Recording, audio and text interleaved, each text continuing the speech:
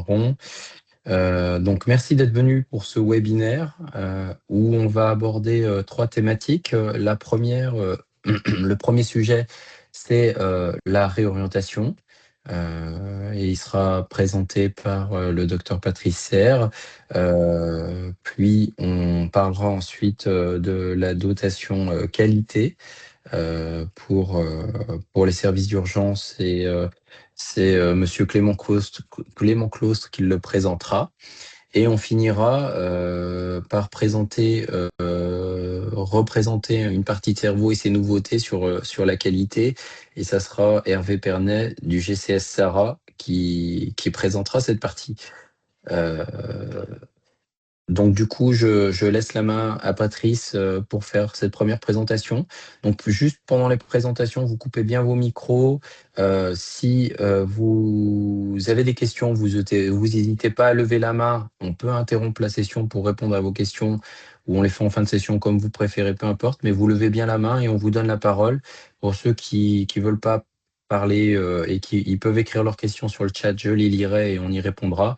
Voilà, et on fera donc ces 3 parties. Elles se termineront par une séance de questions. Dans tous les cas, à la fin de chacune des parties, on fera un temps de questions. N'hésitez pas à poser vos questions, hein. Le but, c'est que ça soit interactif et qu'on puisse répondre à toutes les questions que vous puissiez vous poser. Patrice, je te laisse la main.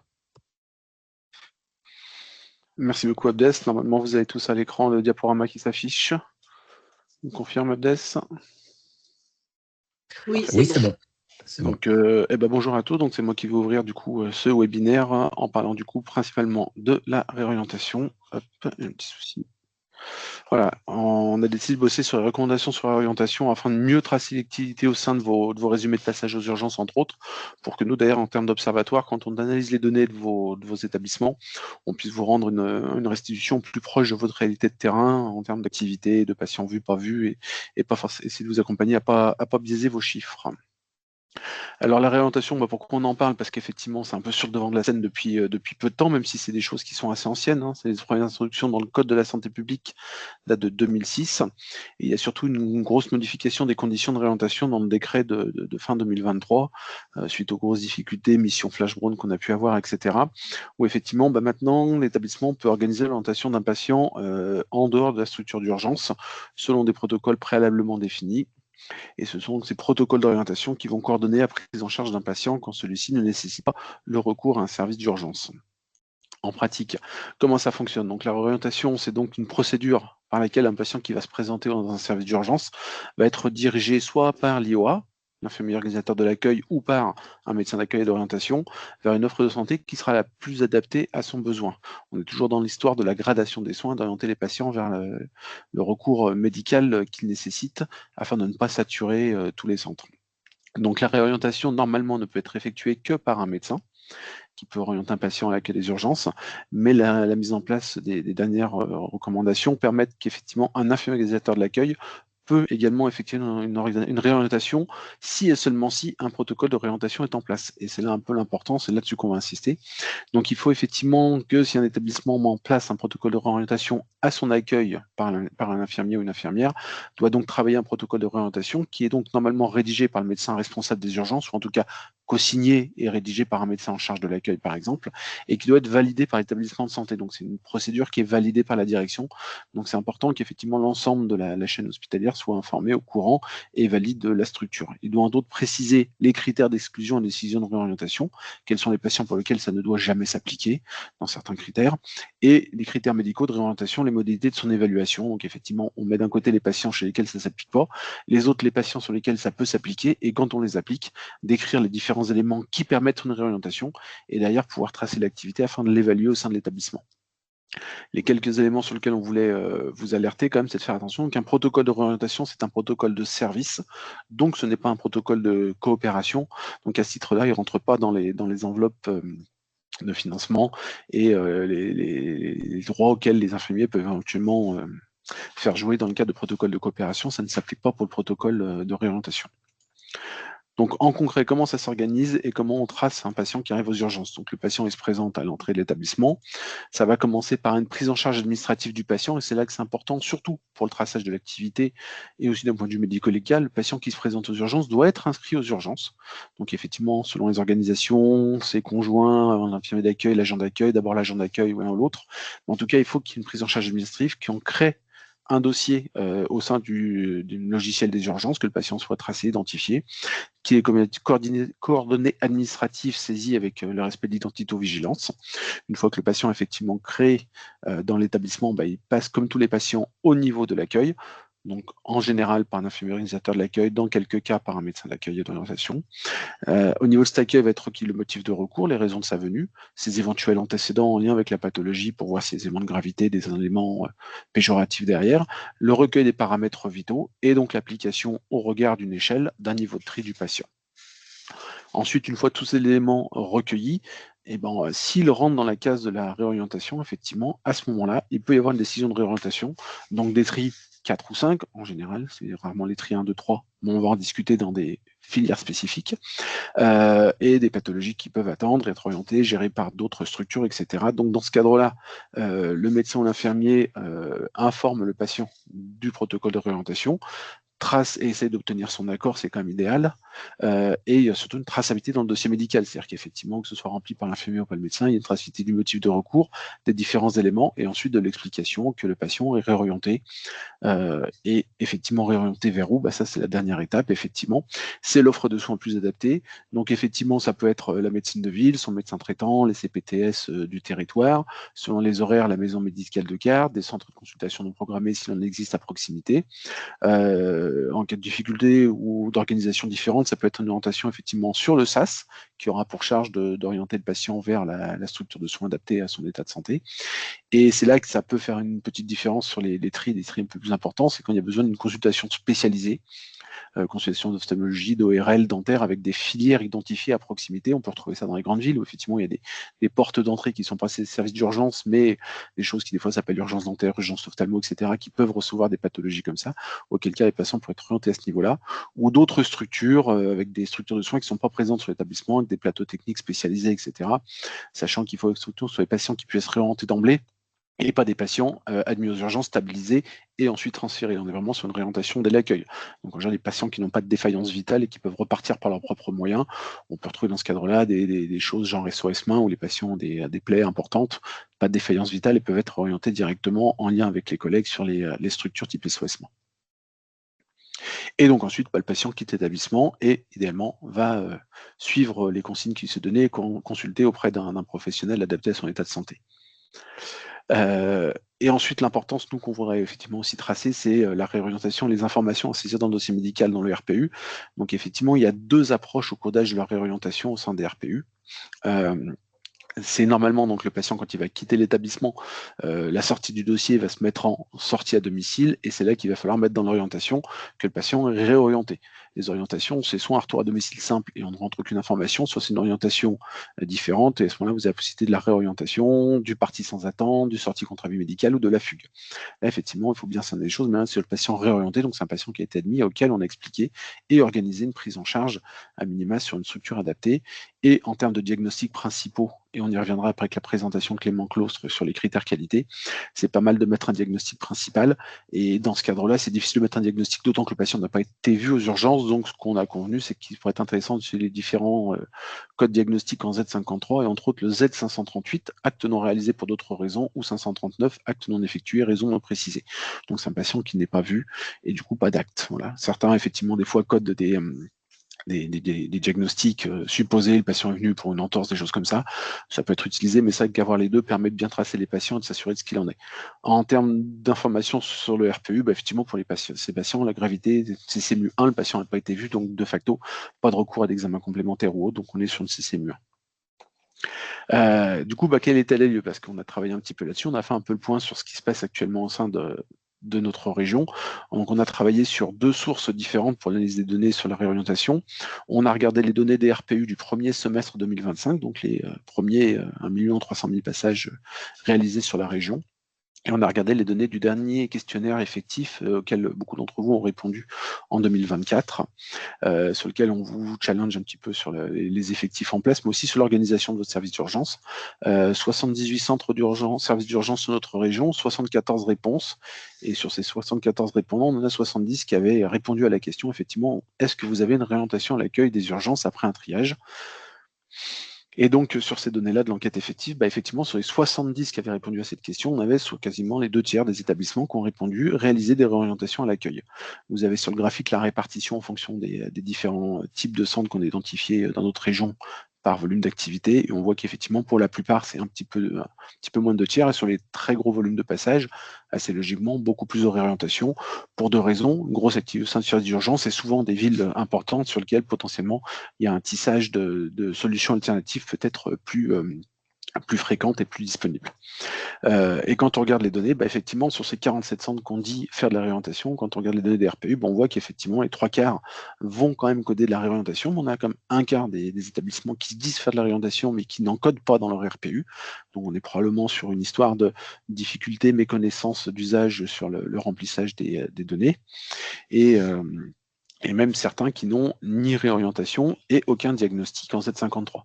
On a regardé des deux côtés, on a regardé à la fois le code réorientation et aussi le code diagnostic, parce qu'on a vu que selon les pratiques, certains ont utilisé l'un ou l'autre. Et quand on regarde là maintenant sur l'ensemble des établissements, enfin des flux RPU de notre région, c'est tous les services d'urgence déclarés, donc les 78, on voit effectivement qu'une peu plus de la moitié, effectivement, code moins de 1% de réorientation, que ce soit sur l'orientation, sur le diagnostic principal. Voire même un certain nombre qui n'ont codé aucune réorientation, même pas moins de 20%, c'est vraiment 0 sur la période étudiée. Donc effectivement, soit des pratiques pour certains avec 0 réorientation, tous les patients sont vus, soit probablement un problème de codage. Et quand on regarde dans le détail sur les chiffres, effectivement, c'est 60% qui codent moins de 1% de réorientation, voire 19 qui n'en codent aucune, et 56-78, donc près des 3 quarts des établissements qui ne codent pas les fameuses Z53 pour coder les évaluations. Donc c'est pour ça qu'on a un abord un peu différent, qu'on regarde les deux, parce qu'en croisant les deux, on est quasiment quand même à 50% des établissements qui semblent faire de la réorientation sur les données chiffrées, alors que quand on regarde que l'un ou l'autre, on a des chiffres beaucoup plus bas. Et quand on revient au diagnostic, effectivement, là, on a bien regardé les diagnostics des patients codés réorientation, donc ceux pour lesquels c'est marqué que c'est de la réorientation. On voit effectivement qu'une bonne partie ont ces fameux codes en Z539, Z538. On a du Z532, acte non effectué par décision du sujet, qui renverrait plutôt à un parti sans attendre une sortie contre avis médical, parce que là, effectivement, l'acte n'a pas été effectué parce que le patient, entre guillemets, l'a refusé. Donc, c'est pas tout à fait la même chose qu'une réorientation. On a 18% de DP non renseignés, donc effectivement, ça peut être un peu dommageable, et on en reparlera dans la qualité tout à l'heure avec Clément Claustre. Et probablement des codes assez remplis sur les douleurs abdominales, sujet inquiet, entorse et foulure, où effectivement, on pense tous que c'est du recopiage du motif de recours avec des diagnostics un peu bateaux. Alors oui, ça permet de ralentir le DP, mais finalement, autant mettre du Z53, ça permet quand même de mieux tracer les choses et d'uniformiser, et de se dire que finalement, douleur abdominale autre non précisée, finalement, on sait qu'il a mal au ventre, mais on ne sait pas ce que c'est. Donc on ne peut pas dire que c'est non précisé parce que le patient n'a pas été vu. Donc voilà un petit peu pour l'info. Et donc on a du coup, suite à ces éléments, pu faire un petit peu une cartographie régionale. Alors du nombre de réorientations, c'est pas un pourcentage, rassurez-vous, hein. C'est un nombre, c'est pour ça qu'effectivement les communes un peu plus importantes sortent un peu plus que les autres, mais pour ceux qui connaissent la région, on voit que des villes plus petites que d'autres déclarent plus de réorientation, donc il y a probablement aussi des différences de codage, des choses comme ça, et c'est dans ce cadre-là qu'on a souhaité, nous, un petit peu animer ces webinaires pour que tout le monde travaille de la même façon et qu'on puisse rendre des informations, parce qu'effectivement, si vous avez 20 à 25% de vos patients qui sont réorientés, mais qu'on n'a pas les données dans les RPU, nous, on va les intégrer quand on vous rendra vos rapports quadrimestriels et annuels comme des patients vus, donc ça peut biaiser vos diagnostics, ça peut biaiser votre durée de séjour, ça peut biaiser votre taux d'hospitalisation, etc., et donner l'impression qu'on vous rend des infos qui spontanément vous ferait dire mais c'est pas ma réalité de terrain, là, ce que me renvoient les RPU, c'est pas cohérent. Voilà pourquoi on pense que c'est important de pouvoir uniformiser un petit peu le codage afin de vous rendre les informations les plus pertinentes. Voilà, donc si vous avez des questions, des remarques, on peut prendre un petit peu de temps pour échanger là-dessus. Merci Patrice pour ta présentation. Docteur Desplat qui veut poser une question, allez-y, vous pouvez. Oui, merci beaucoup. Effectivement, sur le codage de ces réorientations, je comprends la logique de dire qu'ils n'ont pas été réellement médicalement vus, etc., les patients. Je trouve qu'en mettant Z53 en DP, on perd en capacité d'analyse de ces situations a posteriori, c'est-à-dire on les réoriente, mais finalement on ne pourra pas analyser quel était leur diagnostic ou leur début de diagnostic. Voilà, je trouve ça un peu dommage de mettre du Z53 en DP. Alors, le choix que l'on a fait de mettre Z53 en DP, c'est un peu comme sur la période Covid où on codait les patients Covid, pas en fonction de leur signe fonctionnel, on mettait juste un code qui mettait que le patient avait le Covid. On perd en finesse tout simplement parce que les diagnostics associés sur le RPU sont très mauvais et très peu remplis. Donc en fait, on n'a qu'un seul diagnostic. Et l'idée, pour l'instant, c'est d'avoir des cotations et une identification des patients, puisqu'on s'aperçoit qu'il y a des patients qui sont réorientés avec l'orientation du patient qui est codé réorientation, et d'autres patients où l'orientation est pas bien codée, et par contre, ils ont des diagnostics avec les Z53. Donc l'idée, c'était d'uniformiser nos cotations pour avoir une photographie, l'état des lieux que l'on a fait sur la cartographie que vous a montré sur la slide d'avant, Patrice, c'est le T0 de ce qui se fait sur la réorientation dans notre région et rappeler en fait tout ce process. En fait, c'est pour les identifier et bien voir comment ça évolue, comment ça marche. C'est fait plus dans les grandes villes, les plus petites villes, et ça permet finalement de faire un suivi un peu de ces patients réorientés. Vous avez raison, on perd en finesse diagnostique en codant Z53, mais on identifiera mieux les patients à terme et ces réorientations qui font qu'augmenter depuis ces dernières années. C'est pour ça qu'on en parle aujourd'hui, c'est que ça représente une part non négligeable des passages aux urgences. Et pour rebondir sur ce que dit Abdes, dans les RPU et au sein de vos logiciels, logiquement, vous pouvez remonter quand même les motifs de recours. Donc, vous avez quand même la description du motif de recours de consultation qui donne des informations. Et après, localement, autant effectivement, comme disait Abdes, c'est compliqué de saisir le diagnostic associé. Néanmoins, si sur votre structure, vous voulez pouvoir les tracer, effectivement, vous actez de mettre en diagnostic associé les quelques éléments, surtout si un médecin d'accueil qui a pu affiner un petit peu le motif de recours, a priori entorse de cheville, a priori contusion, etc., et de mettre un diagnostic associé. Comme ça, ces données, néanmoins, elles remontent et vous pourrez les traiter secondairement, soit en récupérant votre flux RPU qu'on peut travailler avec vous, soit si vous me passez vulgairement l'expression, tapant directement dans les données si votre DPI est suffisamment avancé pour faire des remontées stats et du coup apporte des choses beaucoup plus fines que ce que fait le RPU qui ne remonte malheureusement que 18 variables. Alors ouais, je comprends la volonté effectivement de les identifier, donc d'élargir les mailles du filet en prenant les Z53 en DP, mais c'est vrai qu'on contorsionne un peu les règles qui s'appliquent un peu partout pour le PMSI où le DP c'est le motif d'entrée dans l'unité. Donc voilà, là on fait un peu quelques contorsions, quoi. Voilà. Ouais, c'est vrai que c'est très souvent dans le RPU parce que les DP, par rapport au PMSI, où il va y avoir tout un tas de diagnostics associés qui nous permettent d'identifier le patient, et je le redis, on l'a revu pendant le Covid, on se privait de toutes ces informations, c'est-à-dire qu'un syndrome de détresse respiratoire aiguë, en fait, n'était pas côté SDRA, mais était côté Covid, patient ayant le Non, Covid. mais ça, c'est la On règle de perd... codage c'est la règle de codage du PMSI. C'est-à-dire, même un patient qui vient pour une pneumopathie, on met en DP une pneumopathie et puis on met un SDRA en DAS. C'est pas Oui, choquant. On a eu rapidement tous les codes Covid qui ont décrit toutes les situations. Covid asymptomatique, Covid avec manifestation respiratoire, Covid avec manifestation autre. Là, je trouve que l'exemple du Covid n'est pas forcément adapté puisqu'on a eu rapidement, l'OMS nous a donné des codes adaptés pour ça. Là, on dérive un peu de ça, quoi. Mais bon, mais voilà. je parlais de l'exemple. Je parlais de l'exemple Covid qui a été fait sur le RPU. C'est-à-dire que nous, sur le RPU, en Ah oui. fait, je ne parle pas du PMSI, encore une fois, Ah je oui. parle du RPU. Sur le RPU, il était codé patient ayant le Covid et on n'avait pas du tout les autres éléments dessus. Pourquoi? Parce qu'on n'avait pas de diagnostic associé codé. Et je parle encore une fois que du RPU. Sur le PMSI, c'est autre chose. Les bases ne sont pas tout à fait les mêmes et les codages diagnostiques sont souvent beaucoup plus fins sur le PMSI que sur un résumé de passage aux urgences. Ce qui est difficile, c'est d'expliquer après à tous les collègues que quand ils vont coder leurs UHCD et quand ils vont coder leur RPU, il faut qu'ils utilisent des règles de codage qui ne sont pas les mêmes. Donc là, parfois, on les perd un peu. Voilà. Je le comprends, mais c'est vrai qu'un UHCD, c'est du PMSI, et un RPU, c'est un diagnostic final de prise en charge, et je suis d'accord avec vous, mais c'est vrai que c'est pas tout à fait la même chose, Ouais, et c'est pas coté de la même façon. C'est vrai que c'est la difficulté du RPU. ouais. Ok. Bon, enfin, merci. Ah, je vous en prie. Est-ce qu'il y a d'autres questions sur le sujet ou des remarques?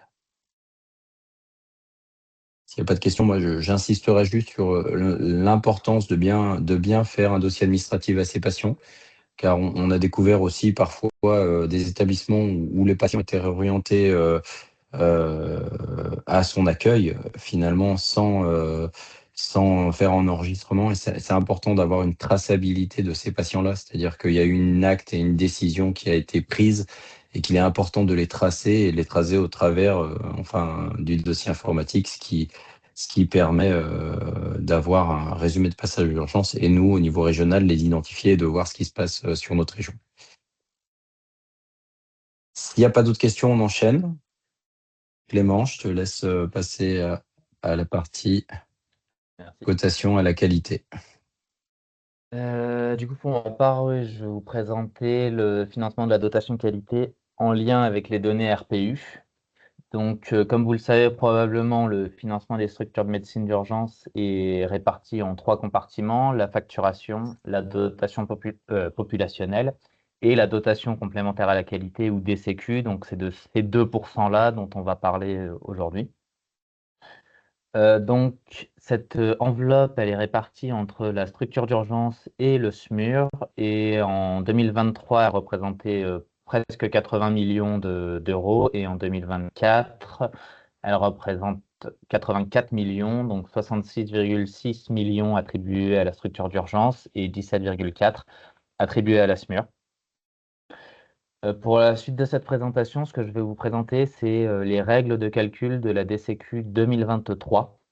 Puisque c'est le dernier exercice clôturé, on ne voulait pas présenter l'exercice qui est toujours en cours. Donc, cette fameuse DCQ, elle est composée de 5 indicateurs. Les 4 premiers indicateurs concernent le service d'urgence et ils sont calculés sur le RPU, donc 2021-2022, mais de manière plus générale sur l'année N-1 et l'année N-2.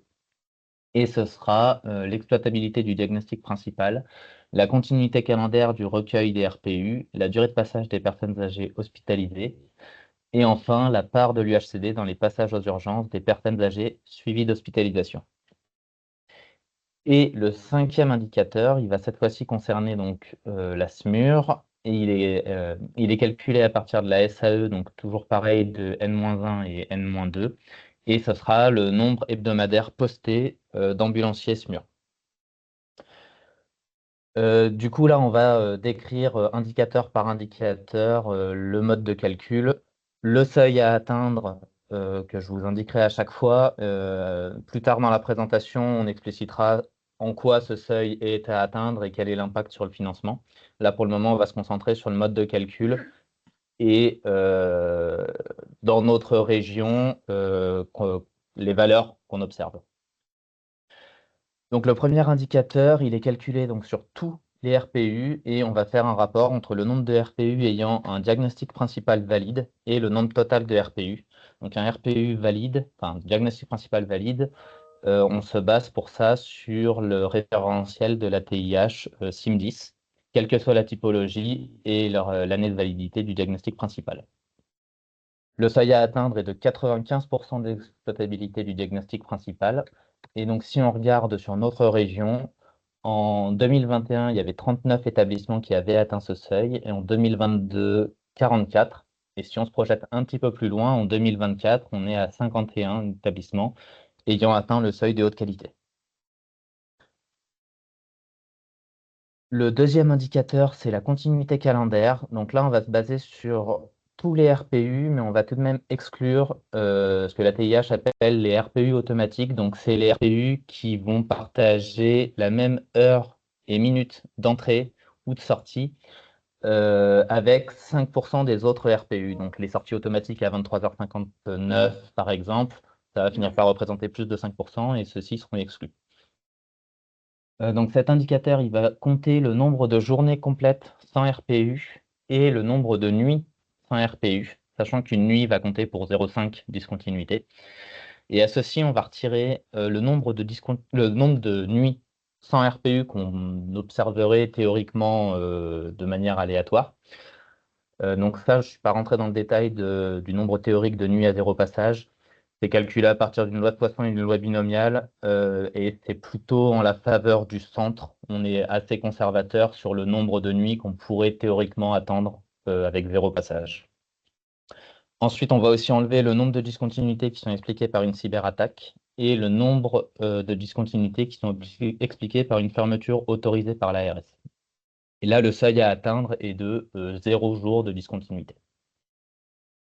Donc, si on regarde en 2021 et 2022, nous avions eu 29, enfin respectivement 29 et 26 établissements qui ont enregistré des discontinuités, donc allant de quelques journées à tout de même 288 jours et 160 jours en 2021 et 2022. Le troisième indicateur va là concerner uniquement la population des patients âgés hospitalisés.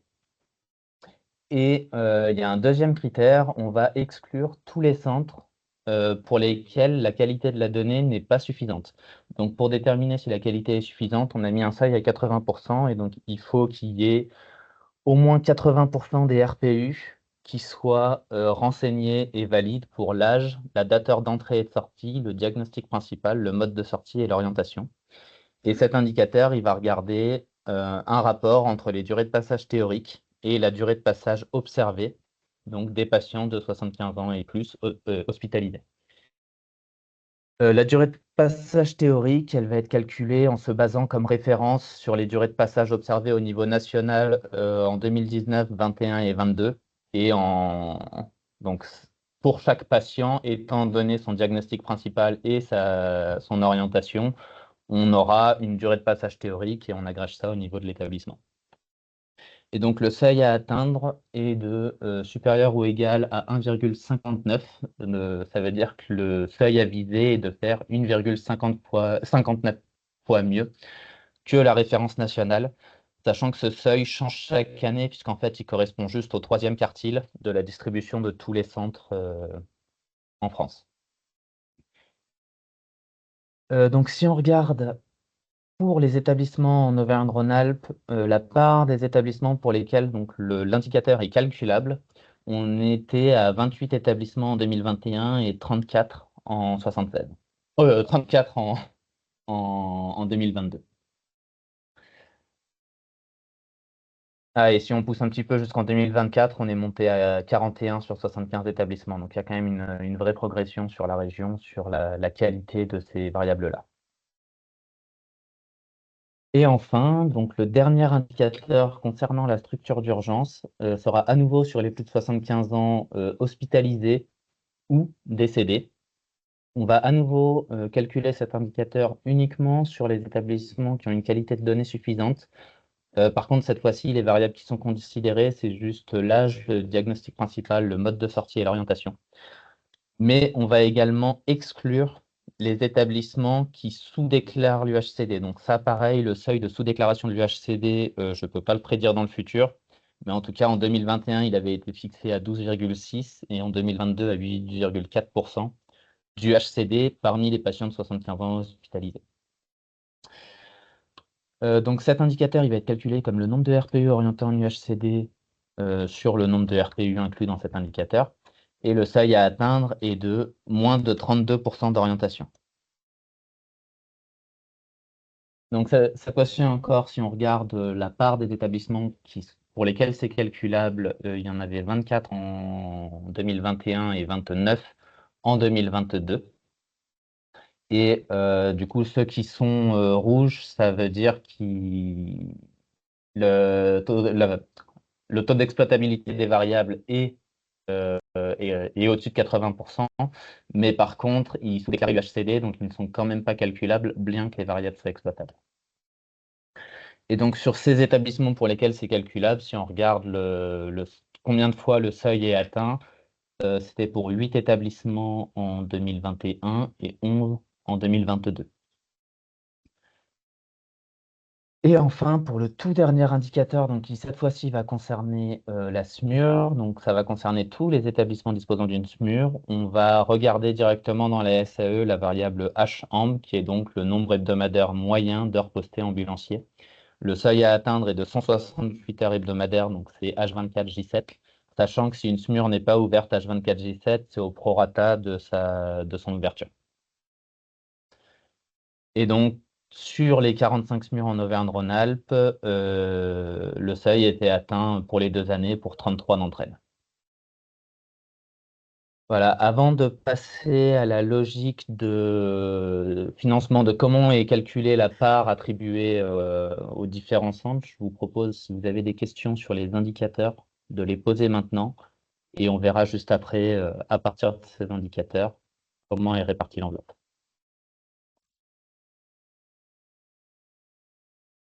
Alors, une question, le docteur Desplat. Merci. Est-ce qu'il y a un endroit où on peut suivre nos indicateurs, leurs calculs, leur évolution, etc. Une Alors, Je vais plateforme, un répondre à serveur, Bess. quelque chose. vas-y si tu veux, Clément, sinon je réponds, comme tu veux.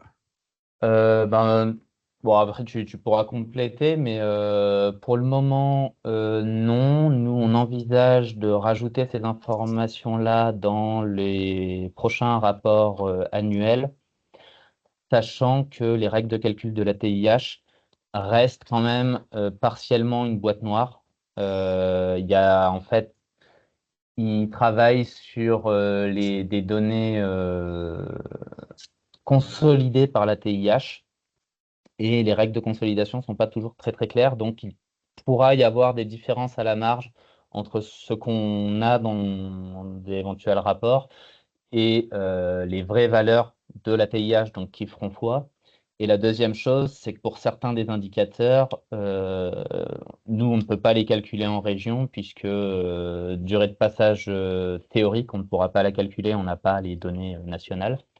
Les seuils à atteindre, on ne pourra pas les calculer puisqu'on n'aura pas eu les données nationales. Dans une moindre mesure, on n'a pas directement accès aux fermetures autorisées par l'ARS, donc on n'aura pas en fait tel quel directement vous toucherez tant à la fin de l'exercice. Bah, je vais compléter, oui, tout à fait. En fait, les données, on peut les retrouver sur le site de la TIH. Vous pouvez avoir accès à ces indicateurs-là. C'est pas si simple que ça, et c'est vrai que nous, on peut pas reproduire les méthodologies de calcul de la TIH parce qu'on a essayé plusieurs reprises et à chaque fois, on n'arrive pas à mettre exactement, c'est-à-dire qu'on va se tromper, mais on va se tromper peut-être de 1%. Si on met une dotation sur les DP, on peut vous dire que vous êtes à 95% bon et la TIH vous calcule à 94%. Donc, faut être conscient que nous, n'ayant pas leur méthode de calcul, on essaye de s'en approcher par notre méthodologie. Il y a des calculs qu'on peut pas faire puisque ça dépend des valeurs nationales, comme le disait Clément. Donc, c'est de la même façon. Mais tout ça, on va essayer, nous, on va le travailler parce qu'on a eu beaucoup de demandes de directeurs d'établissement qui voulaient voir où ils se situaient sur ces indicateurs-là et de voir la qualité dans leur établissement de ces indicateurs-là. Puisque ça fait des enveloppes qui sont pas non négligeables pour chaque établissement. Donc, c'est quelque chose qu'on travaille et qu'on espère vous rendre en 2026. Il y a une autre question, Lorginski. Oh. Sauf si... Oui. Ouais, si c'est bon. Vas-y, Laure. Oui, bonjour. Vous m'entendez bien? Oui, c'est bon? Oui, Oui. parfait. Oui, super.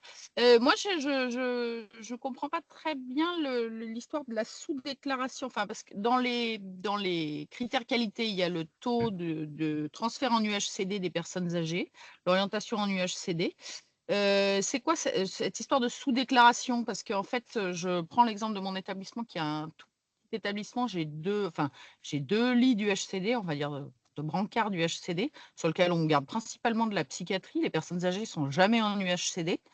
Et effectivement, j'ai du mal à comprendre, alors que mes indicateurs, il n'y a pas de raison que je ne sois pas calculé sur mes indicateurs d'orientation UHCD. J'en ai que deux, je ne les utilise pas pour les personnes âgées. Eh Je suis bien, embêtée. c'est c'est une bonne remarque. C'est vrai que c'est l'ATIH qui considère que en dessous d'un certain taux d'hospitalisation en UHCD de ce public-là, c'est une valeur suspecte. Il l'attribue à de la sous-déclaration de l'UHCD. Si je peux me Ouais. permettre, Clément, je vais compléter, c'est que Mm. en fait, ils considèrent qu'on a forcément une partie de personnes âgées qu'on hospitalise aux urgences et qui vont avoir un retour au domicile dès le lendemain, après un passage en UHCD. Et c'est à minima, ils ont fait une estimation, en fait. Alors, on n'est pas responsable de ces modalités de calcul, hein, je tiens à le dire, mais ils ont fait une estimation en disant, bah tiens, en dessous de ça, c'est de la sous-déclaration. Il y a un minimum de patients qui passent pas, qui nécessitent plusieurs nuits dans un hôpital et que parfois une seule nuit suffit, comme ce qui se passe dans n'importe quel UHCD, et c'est comme ça qu'ils déduisent leur sous-déclaration. Ouais, bah, je suis pas. Ouais. C'est typiquement un critère qui est complètement différent de mon organisation, donc qui va me poser problème. Parce que, ouais. Bon, ok. Bah, je ne sais Alors, pas comment on va régler. Je vais je- me mettre à déclarer faussement des UHCD qui n'existent pas. En fait, souvent, on ne les déclare pas en UHCD, même quand ils rentrent le lendemain. Alors, j'en ai. Ouais, bon. Ok.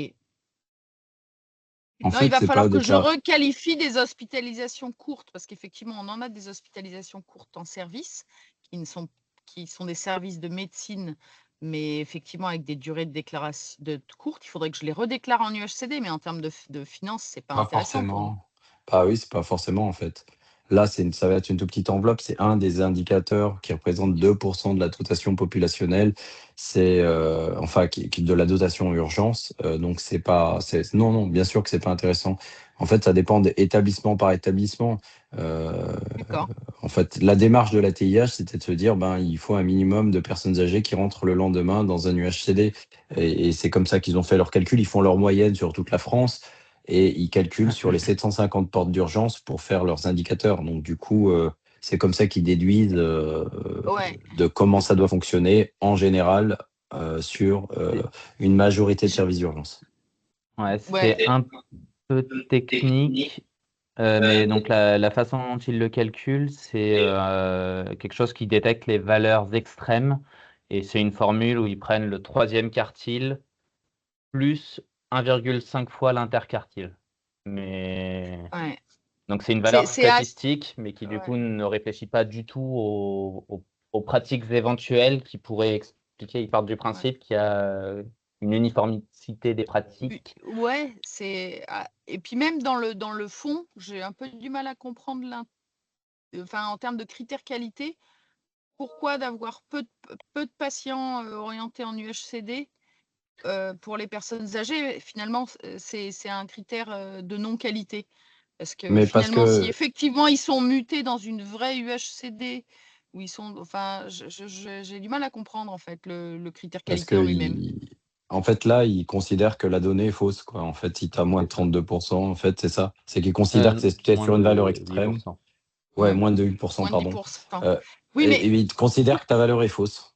oui, je comprends. Mais d'une Mm. façon générale, pourquoi ils ont choisi ce critère comme étant un critère qualité?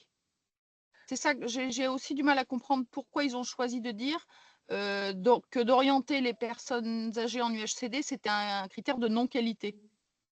Euh, L'idée, c'est de favoriser les entrées directes en service et que les patients n'attendent pas un lit en UHCD, Ça a quoi. été ta journée? Ouais, je pense aussi, enfin, je me permets de Ok. prendre la parole, je pense que c'est ça aussi Oui, c'est ça. l'objectif, c'est qu'on n'ait pas trop de patients qui dorment aux Ouais. urgences ou à l'UHCD. On sait que c'est dans des conditions parfois un peu difficiles. Et du coup, ils préfèrent que les patients montent directement dans les services plutôt que restent à l'UHCD. Je pense que c'est ça la logique. Ouais. et un second objectif, c'est aussi d'équilibrer cet indicateur-là. Et sinon, en fait, ce serait facile de faire chuter ces durées de passage théorique en hospitalisant en UHCD. Oui. Et sachant qu'ils nous ont quand même obligés à garder des patients à l'UHCD avec leurs histoires de garde ambulancière. Donc c'est quand même assez drôle de voir qu'on se bat pour essayer de faire rentrer les personnes âgées Bien. chez elles la D'accord. nuit et qu'on doit garder à l'UHCD parce que faute d'ambulance Ouais, et de tu m'as moyens. dit, ouais. Ça marche. Ben, moi, je vais au sport, on est lundi. Excusez-moi, il y a un micro qui est ouvert et on entend une autre conversation. Eh Désolé. pas les billes. Est-ce qu'on peut le couper? C'est bon, j'ai coupé le micro en question. Merci. Julien, tu as complètement raison. C'est vrai que c'est parfois pas concordant avec des gardes ambulancières qui se raréfient et qui nous mettent en difficulté dans les services d'urgence et qui nous obligent à garder des patients qui ne nécessiteraient pas d'être gardés parce qu'on n'a pas de solution de retour. Et ça, on le voit augmenter effectivement. Euh, mais juste pour le préciser, en fait, c'est quand même pris en compte sur l'autre partie de la dotation populationnelle, notamment sur le comité de ressources et d'allocation d'urgence, le CRAR, qui est dans notre région, qui prend en compte le nombre d'arrivées couchées en nuit profonde. Donc, pour ces établissements qui prennent beaucoup de personnes âgées en nuit profonde, c'est pris en compte ailleurs. Donc, du coup, ça équilibrera de ce fait.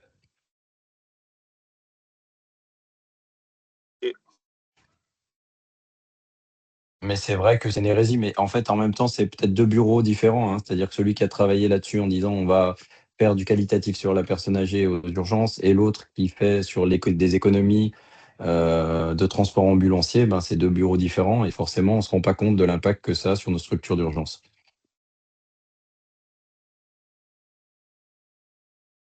D'autres questions? Eh ben, je pense que c'est à toi, Clément, pour continuer. Super. Du coup, maintenant qu'on a vu comment se calculent ces 5 indicateurs, on va voir comment leur valeur va impacter la part du financement qui sera attribuée à un établissement donné. Donc, comme je l'avais dit plus tôt, les enveloppes sont séparées donc, en 62 millions d'un côté et 17 de l'autre. Et donc, chaque établissement va se voir attribuer un gain théorique établissement donc, qui va correspondre globalement à la part maximale du financement auquel il pourrait avoir droit et qui sera au prorata de la part de l'activité nationale qu'il représente. Ensuite, chaque indicateur va être pondéré de la même façon. Donc, les indicateurs services d'urgence, vu qu'ils sont 4, vont valoir pour un quart chacun. Et l'indicateur SMUR, qui est tout seul, va à lui tout seul faire le calcul de l'enveloppe SMUR. Et ensuite, il y a deux cas de figure. On a les indicateurs 1 et 5, dont la totalité de la rémunération se fera sur la progression de l'indicateur. Et on a les indicateurs 2, 3 et 4, qui vont à nouveau être séparés en deux, avec la moitié de la rémunération qui sera allouée à la progression et la moitié qui sera allouée sur la moyenne. Donc, on va voir maintenant ce qu'on entend par attribution sur la progression et sur la moyenne. Donc, tout d'abord, sur la progression, vous avez 3 cas de figure. Dans le premier cas de figure, c'est le cas le plus simple. Votre indicateur sur l'année a atteint le seuil de haute qualité. Vous obtenez 100% de la rémunération maximale allouée à la progression pour cet indicateur. Dans le deuxième cas de figure, vous n'avez pas atteint le seuil de haute qualité. En revanche, l'indicateur a progressé depuis l'année précédente. Donc, dans ce cas-là, le financement se fera au prorata de la progression, donc avec cette formule un peu barbare, mais qui revient juste à dire que vous serez financé à la hauteur de l'amélioration, enfin la distance que vous avez parcourue jusqu'au seuil de haute qualité. La progression maximale que vous pourriez avoir, c'est partir de la valeur que vous aviez l'année dernière et atteindre le seuil de haute qualité. Si vous avez fait 80% de cette distance-là, vous aurez 80% du financement. Si vous n'en avez fait que 30%, vous aurez 30% et ainsi de suite. Et enfin, le dernier cas de figure, qui est également assez facile, c'est le seuil n'a pas été atteint et il n'y a pas eu de progression depuis l'année dernière. Dans ce cas-là, sur cet indicateur, vous aurez 0% de la rémunération maximale. Enfin, sur cet indicateur et sur la partie progression de cet indicateur. Il y a tout de même deux cas particuliers. Pour les indicateurs 3 et 4, rappelez-vous, ils n'étaient pas toujours calculable. Les établissements étaient éligibles au calcul s'ils avaient des données de qualité suffisantes. Et donc, pour encourager les centres à atteindre ce seuil de 80% de données remplies, à partir du moment où l'indicateur est calculable, le minimum de gain qu'on peut avoir est de 50%. Donc, même si le seuil n'est pas atteint et que vous ne progressez pas sur cet indicateur, à partir du moment où il est calculable, vous débloquez 50% de la rémunération liée à cet indicateur. Donc ça, c'était pour la progression donc, qui concerne tous les indicateurs. Ensuite, pour ce qui est du financement sur la moyenne, donc qui ne va concerner que les indicateurs 2 à 4. On a toujours le cas de figure 1 qui est le plus simple. Si vous avez atteint le seuil de haute qualité, vous aurez 100% de la rémunération maximale. Dans le deuxième cas de figure, le seuil n'est pas atteint. Par contre, votre établissement fait mieux que la moyenne nationale sur cet indicateur. Donc, dans ce cas-là, on sera à nouveau au prorata de l'écart à la moyenne nationale. Donc, c'est la même formule, sauf que cette fois-ci, vous partez de la moyenne nationale et vous serez rémunéré au prorata de la distance que vous avez fait jusqu'au seuil de haute qualité. Donc, si votre valeur est à nouveau à 80% du chemin entre la moyenne nationale et le seuil de haute qualité, vous serez rémunéré à 80%. Et le dernier cas de figure, le seuil de haute qualité n'est pas atteint et la valeur de l'indicateur dans le centre est inférieure à la moyenne nationale. Et dans ce cas-là, il y a 0% de la rémunération maximale. Toujours le même cas particulier pour les indicateurs 3 et 4. À partir du moment où ils sont calculables, 50% de l'enveloppe est garantie également sur le côté moyenne. Voilà. Du coup, si vous avez des remarques et questions.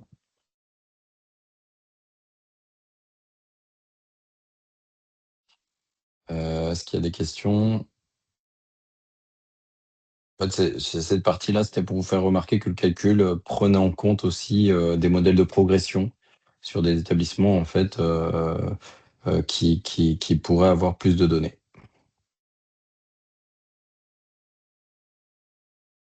C'est que tu as été clair, Clément, je crois. N'hésitez pas si vous avez des questions. Si vous voulez nous les faire passer par la suite, parce que ça vous viendrait plus tard, n'hésitez pas aussi, on y répondra dans tous les cas. L'idée, c'était de vraiment vous sensibiliser à tous ces calculs et de noter l'importance du résumé de passage d'urgence dans nos structures, parce que c'est des enveloppes qui sont non négligeables à la fin quand on remplit bien nos données. S'il n'y a pas de questions, on va passer sur la dernière partie avec Hervé du GCS Tara qui va nous parler du suivi des données et les nouveautés sur eCerveau. Tout à fait, merci Abdes. Je vais prendre le partage.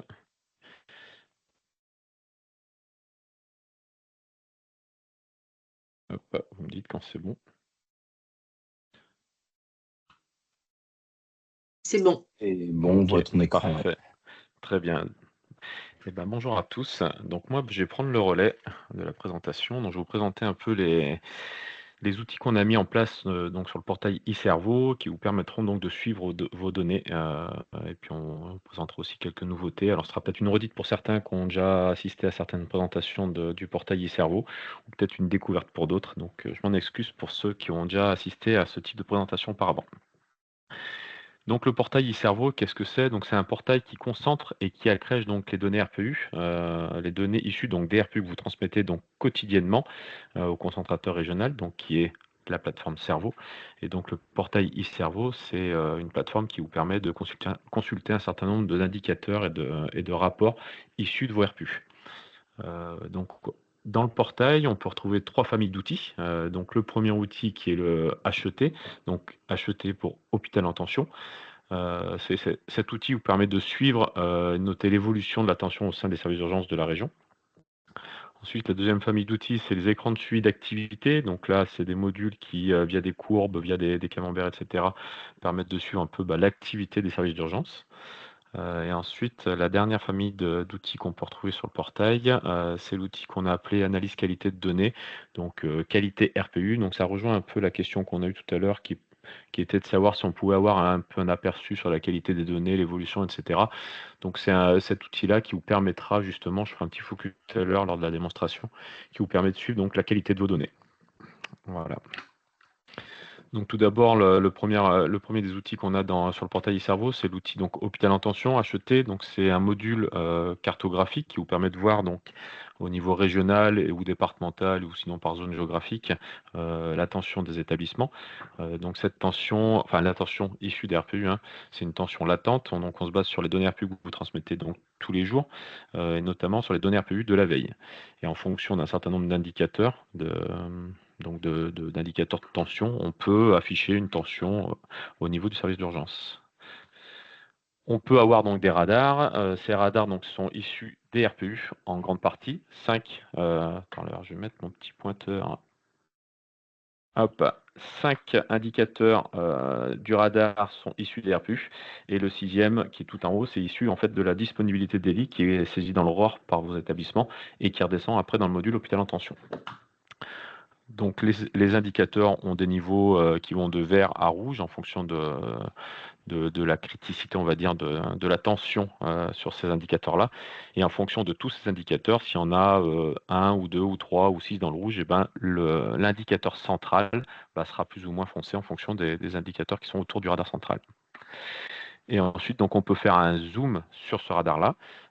Et donc, on peut après analyser indicateur par indicateur les valeurs des différents établissements. Donc voilà, je ne vais pas rentrer dans le détail pour ce module, ce n'était pas l'objet de notre présentation aujourd'hui, c'est juste pour présenter un peu rapidement que ça existe. Ensuite, une autre famille de modules qu'on a dans le... Alors non, celui-là, pardon, excusez-moi, c'est un outil aussi qui se base sur le HET que je viens de présenter. Par contre, c'est une autre mode de représentation, là où vous pouvez suivre le niveau de tension globale au niveau de la région. Et on peut facilement, grâce à ce module-là, voir à quel moment il y avait une tension ou pas sur la région ou sur un département ou au niveau d'un établissement. On peut voir typiquement, là, sur l'exemple que j'ai, fin 2023, donc en période de bronchiolite certainement ou de grippe, il y avait eu pas mal d'établissements qui étaient soit dans le rouge foncé, soit dans un rouge assez vif, etc.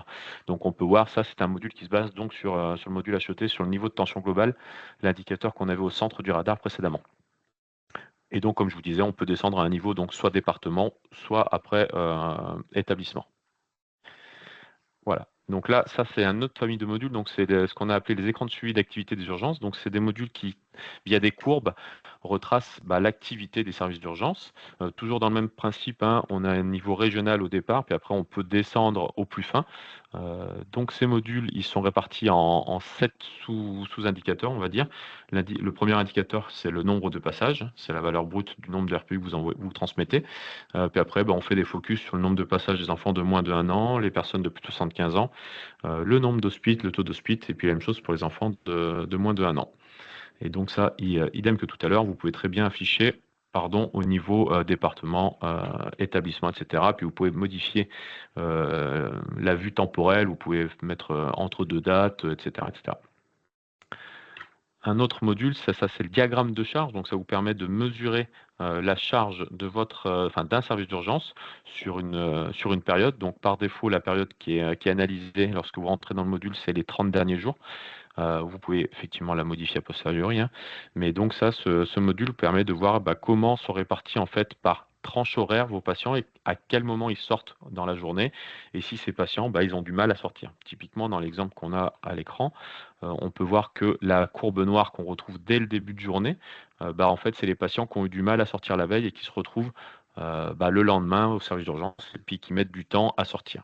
Et donc, on peut voir après que le pic d'affluence au sein d'un service d'urgence est situé souvent en milieu d'après-midi parce qu'en fait, les patients, ils rentrent au fur et à mesure, puis ils ont un peu du mal à sortir. Puis après, on voit que ça commence à descendre en fin de journée. Donc voilà, donc ça, c'est un outil qui est très utilisé par les médecins pour analyser l'activité. Je laisserai Abdeslam vous expliquer plus en détail comment analyser et prendre en main cet outil si besoin. Juste, je me permets, je ne vois pas s'il y a des questions, s'il y a des mains levées, etc. pendant mon intervention. Il ne faut pas hésiter à me couper. Ouais, tu me fais signe. Ah, ok, ça marche, merci Abdes. Donc bon, voilà, pour le module, pour ce module-là. Et le dernier, donc, qui va nous intéresser aujourd'hui, donc c'est l'analyse des qualités l'analyse des qualités de données RPU.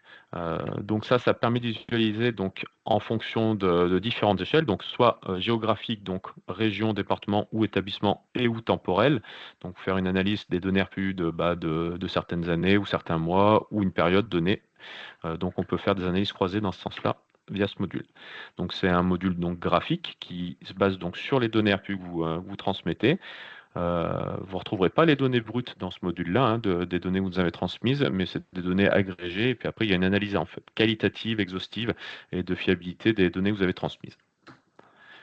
Ce module, il est découpé en 4 onglets. Donc, le premier onglet, lorsque vous arrivez donc sur cette application, c'est un résumé rapide de vos données, donc en fonction des filtres qu'on a positionnés au départ, hein, comme je vous ai dit tout à l'heure, soit région, soit département, soit service d'urgence, puis au niveau temporel aussi. Donc là, dans l'exemple que je vous présente à l'écran, c'est le service de Montgelas-Givors pour le mois de juin 2024. On voit qu'il nous avait transmis 150 RPU. Il y avait une fiabilité moyenne des variables contenues au sein du RPU de 76%. Et ensuite, on fait un focus sur certains indicateurs, certaines balises de vos RPU, et puis on donne des indicateurs sur la fiabilité et puis sur le taux de remplissage de ces variables. Et puis après, on fait un résumé de la fiabilité rapidement sur ce premier onglet. C'est voilà les informations qu'on retrouve. Ensuite, sur le deuxième onglet, qui est l'analyse des transmissions, vous pourrez retrouver donc, ça c'est l'évolution du nombre de passages de l'établissement depuis le 1er janvier de l'année analysée. Et ensuite, vous pouvez retrouver le taux de transmission du service depuis le début du mois. Typiquement, là, ça devait être le mois de juin, ça devait être le 4 juin que j'ai sélectionné comme date. Donc, il y a eu 3 jours de reçus sur 3 jours transmis, donc 100% d'exhaustivité en termes de taux de transmission. 8h, 18h aux urgences de chambre. Voilà. Ensuite, le troisième onglet, c'est l'analyse des balises. Donc là, on va rentrer un peu dans le détail de chacune des balises de vos RPU. Et après, on vous fait un petit résumé sur la fiabilité, la conformité et l'exhaustivité de vos données. Donc là, je vais revenir un peu plus en détail après lors de la démo. Je ne vais pas rentrer maintenant dans le détail, hein, ça ne sert à rien. Et enfin, on fait un zoom, le dernier onglet, c'est le zoom fiabilité. Donc là, vous pouvez analyser et comparer la fiabilité de certains établissements entre eux. Et ça, c'est pas un outil qui est forcément utilisé par les établissements eux-mêmes, essentiellement par nous, pour comparer éventuellement deux établissements qui auraient un même éditeur, mais qui auraient des fiabilités et puis des conformités un peu disparates. Donc ça permet de nous d'analyser et d'avoir une vue critique sur ces données-là. Voilà, je vais vous faire une petite présentation de comment se connecter au portail e-Cerveau. Et puis donc, si vous avez des questions, maintenant que je retrouve l'écran, il ne faut pas hésiter à me couper, à m'interrompre. Donc le préambule, il faut se connecter à cerveau.santé-ra.fr. Donc c'est un portail qui est grand public, on va dire, sur la page d'accueil uniquement, parce que tous les modules que je viens d'évoquer, sont tous protégés par. Il faut avoir un compte en fait sur le portail e-Cerveau, et pour cela, en fait, il faut avoir un compte en fait sur le portail professionnel santé Rhône-Alpes. Donc vous voyez, en fait, si je clique sur un des modules ici, je suis automatiquement redirigé vers ce portail-là. Et donc là, on me demande des logins mots de passe. Donc il y a différents types d'identification. On peut soit se connecter par login mot de passe, et puis après on reçoit un code sur son mail ou sur son portable, SMS, etc. pour s'authentifier. Vous pouvez vous connecter aussi par carte CPS, par Mon Sisra, par Pro Santé Connect aussi. Et aussi compte local pour certains établissements qui ont configuré ce mécanisme-là au sein de leur établissement. C'est-à-dire vous pouvez vous connecter avec vos identifiants locaux de votre établissement et ensuite vous avez automatiquement un compte. Donc moi pour la démonstration, et donc si vous n'avez pas de compte sur ce portail-là, vous pouvez très bien vous demander de vous inscrire en cliquant sur le bouton inscription en haut, et après il y a tout un process qui se met en place pour obtenir son compte. Donc moi je vais me connecter par login mot de passe. Hop.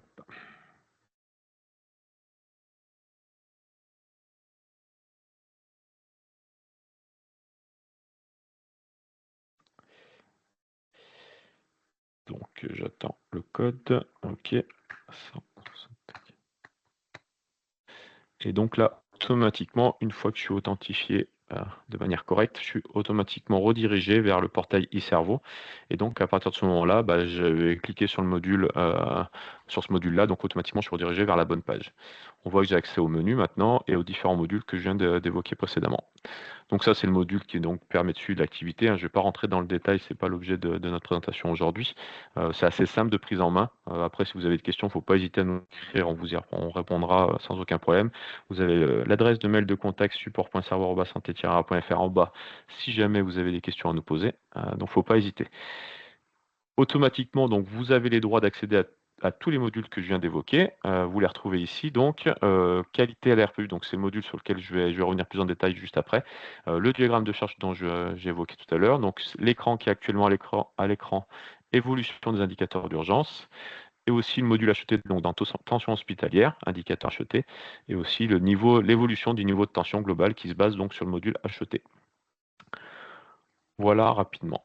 Donc maintenant, lorsque je clique sur le module qualité RPU, vous êtes automatiquement redirigé vers cette application. Donc là, pareil que précédemment, si vous avez déjà un compte, pas de problème, vous accédez au module. Si jamais c'est votre premier accès, nous, il y a un process quand même de vérification des personnes qui accèdent à ce module-là. Vous avez un petit formulaire à remplir qui est très rapide, hein. Et en fait, lorsque vous faites une demande d'accès, on vous ouvre les droits afin d'accéder à ce module-là. Donc pour la démonstration, je vais prendre un établissement au hasard. Je vais prendre Firminy par exemple. Et puis après, donc, comme je vous disais tout à l'heure, je vais analyser les données, on va dire le mois. Et donc là, automatiquement, ça va analyser les données de l'établissement de Firminy pour le mois actuel pour le moment.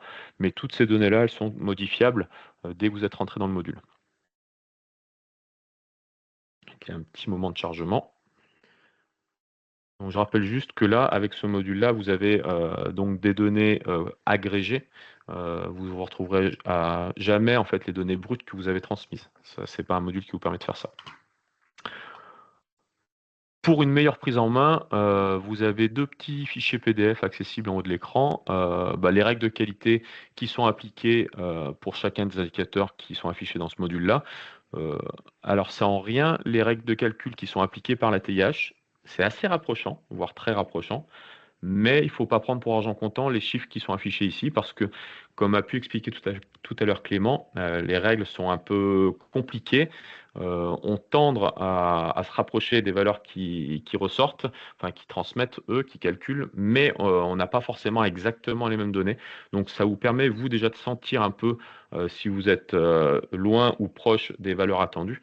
Mais c'est en aucun cas les mêmes chiffres que ceux transmis par la TIH. Donc, vous pouvez voir donc, les règles de calcul qui sont appliquées au niveau des règles de qualité. Dans cette notice-là, dans la notice d'utilisation, c'est comment utiliser en fait le module. Donc, c'est deux petits fichiers à consulter en préalable. Donc là, on arrive sur l'onglet résumé de la qualité. Donc, on retrouve donc nos normes de RPU pour l'établissement et pour l'échelle temporelle que j'ai choisie, donc octobre 2025 et pour l'hôpital Le Corbusier-Firminy, donc 1525 RPU, donc depuis le 1er octobre, avec une fiabilité moyenne d'RPU de 98%. Le petit point d'interrogation permet de vous expliquer qu'est-ce qu'on entend par fiabilité moyenne, etc. Donc à chaque fois, en fait, il y a des explications de ce genre-là. Ensuite, il y a un petit focus sur un certain nombre de balises qu'on avait décidé de mettre en avant, qui va certainement évoluer prochainement, à voir, mais bon voilà, donc dans la version actuelle, on a un petit zoom sur les codes postaux. Il y a 100% de bonne fiabilité pour cet établissement-là. La balise transport, la balise date et heure d'entrée, la balise date et heure de sortie, le mode de sortie aussi, et enfin le diagnostic principal. Après, toutes ces balises-là, vous les retrouvez plus loin après dans l'application, dans les autres onglets. Et ensuite, le dernier graphe qu'on a en bas de page, c'est un résumé un peu de la fiabilité globale de l'ensemble des variables des RPU. Pour rappel, il y a 18 variables dans la RPU. Et donc, globalement, là, on voit qu'il y a 14 variables qui sont topées comme très bonne qualité pour cet établissement-là. Et puis, on en a une seule. Donc, oui, on a 15 variables. Pardon, j'en ai pas 18, je me suis trompé. Il y en a une qui est de qualité dite bonne. Et on vous explique en fait ce à quoi ça correspond, la bonne et la moyenne qualité. Dans le deuxième onglet, donc l'analyse des transmissions, donc ça c'est des données qu'on peut retrouver dans d'autres modules par ailleurs, mais donc on retrouve l'activité du service d'urgence depuis le 1er janvier de l'année en cours. Donc voilà, vous pouvez très bien vous faire des zooms, etc. éventuellement avec ce petit applicatif-là, mais bon, c'est pas l'objet essentiel de cette appli. Et ensuite, on peut retrouver aussi le graphe à droite qui vous permet de voir le nombre de jours transmis donc depuis le début du mois par cet établissement. Donc il y a bien eu 12 jours de réception sur 12 de RPU. Donc c'est parfait, c'est exactement ce qu'on attend. Dans le troisième onglet, donc l'analyse des balises, donc c'est celui-là qui va devenir intéressant. Donc, une fois qu'il sera chargé, voilà. Donc au préalable, on rappelle le taux moyen d'exhaustivité des données qui nous ont été transmises. Donc là, il y a eu 99% d'exhaustivité, donc c'est plutôt très bon. Et le taux moyen de conformité, donc je reviendrai un peu plus tard après ce que c'est que la conformité, mais 99% aussi, donc c'est pareil, c'est plutôt très bon. Ensuite, l'écran se partage en 3 grandes zones. On a en première zone l'analyse de la fiabilité d'RPU. Ensuite, on a l'analyse de l'exhaustivité d'RPU. Et enfin, on a l'analyse de la conformité. Donc tout d'abord, on va commencer par le premier. Qu'est-ce que la fiabilité? La fiabilité, en fait, c'est le produit de l'exhaustivité et la conformité. Et donc, à partir de ce produit-là, en fait, on va pouvoir donner un taux de fiabilité sur l'ensemble des variables donc des RPU. Et on peut voir là où on a des problèmes de codage. Donc là, typiquement, sur cet exemple-là, il y aurait éventuellement que le motif qui serait éventuellement à revoir au sein pour le codage de cet établissement-là, où on a en valeur conforme que entre guillemets, mais 95% de valeur conforme sur toutes celles qu'on a pu recevoir sur les 1525 passages. Donc voilà, donc après vous avez un graphe qui vous permet aussi d'avoir visuellement en fait le pourcentage de fiabilité de l'ensemble de ces variables. Ensuite, comme je vous disais tout à l'heure, on a l'analyse de l'exhaustivité, donc c'est-à-dire savoir si toutes les variables ont bien été transmises ou pas. Alors ça, on ne regarde pas dans l'exhaustivité si les valeurs transmises sont bonnes. Là, on regarde simplement si chaque balise a bien été renseignée. Et ensuite, c'est plutôt la conformité et la fiabilité qui permettra de dire, voilà, on a reçu telle donnée dans telle variable, mais est-ce que en fait cette donnée, elle est bonne ou pas, elle est conforme à ce qu'on pouvait attendre. Donc là, dans l'exhaustivité, on regarde simplement pour chaque balise si on a bien eu de la donnée ou pas. Donc on peut voir que là aussi, pareil, pareil que précédemment, l'exhaustivité est plutôt très très bonne ici, parce qu'il n'y a que quelques passages qui n'ont pas de données. Il y a des valeurs manquantes sur très peu de DP, 3%. 3% de DP, ça effectivement, il faudrait peut-être regarder pourquoi. Mais bon, voilà. Donc ça vous permet d'avoir un visuel sur les données que vous transmettez de manière exhaustive ou pas. Et enfin, la dernière partie, donc c'est la conformité. Donc à partir des données que vous avez transmises, donc l'exhaustivité, donc après on va faire une analyse de la conformité. Qu'est-ce qu'on entend par conformité? Si je prends l'exemple de la balise par exemple sexe, on attend comme valeur pour cette balise-là que ce soit un M, un F ou un I pour un déterminé qui nous soit transmis. Si l'établissement nous transmet homme à la place de M, par exemple, ça sera tagué comme pas conforme. Et ça, il y a un certain nombre de règles. On peut retrouver les règles dans le document dont je vous ai évoqué tout à l'heure. Il y a un certain nombre de règles qui sont mises en place sur différentes variables. Et donc là, on voit si vous respectez la conformité de ces variables. Et ensuite, il y a aussi certaines variables qui sont interdépendantes les unes des autres. C'est-à-dire qu'entre le motif de sortie et la variable destination et orientation, c'est un exemple, il y en a d'autres, mais on ne peut pas avoir un mode de sortie, un retour à domicile avec une orientation ou une destination en hospice. Donc ça, on vérifie en fait la conformité intervariable. Voilà rapidement un peu comment fonctionne cet écran-là. Et en bas d'écran, ça rejoint un peu ce que je viens de vous dire, la cohérence interbalise. C'est exactement ce que je viens de citer, par exemple, pour le mode de sortie et orientation-destination. Typiquement, on voit que la destination et l'orientation, elle se base sur le mode de sortie. Voilà, donc là, on peut voir que ceux qui sont en destination, en orientation, pardon, mutation, non, pardon. Qu'est-ce que je dis? Ah oui, donc les domiciles, les retours à domicile, il y en a un certain nombre qui sont vides pour l'orientation. C'est normal parce qu'un retour à domicile, c'est une valeur qui est admise, l'orientation vide. Mais par contre, il y a de la réorientation aussi pour le retour à domicile. Un certain nombre de 33% en réorientation pour un retour à domicile. Et le graphe de gauche, c'est une analyse rapide sur la durée de passage aux urgences de tous vos passages. Et donc, par code couleur, on peut voir cette répartition, les passages d'inférieur à 5 minutes, soit entre 5 minutes et 4 heures, etc., etc. Voilà rapidement pour le module qualité. Est-ce que vous avez des questions? Merci Hervé pour cette présentation très claire. Est-ce qu'il y a des questions?